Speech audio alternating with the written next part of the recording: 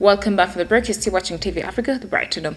Talking matters business, Raila Odinga has called for parties outside Parliament to be involved in talks on electoral reform and the high cost of living.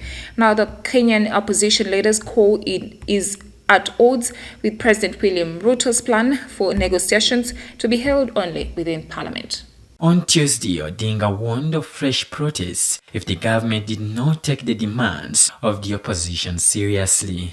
He had earlier agreed on Sunday to the talks proposed by Ruto after the president asked him to halt protests over rising cost of living and claims of fraud in last August's presidential elections. For 2 weeks, thousands took part in 3 opposition marches, causing some unrest and chaos across the East African country, all of which turned violent. The protests left 1 police officer and 4 protesters dead. Business in the capital Nairobi were affected and some looting took place during the demonstrations.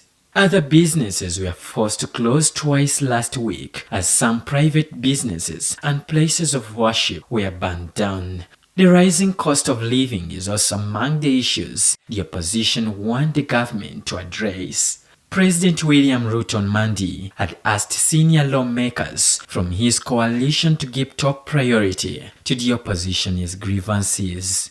During a visit to Kigali on Tuesday, the Kenyan president reiterated his position for the talks to be held within Parliament in a bipartisan manner, and that is the offer made to the opposition.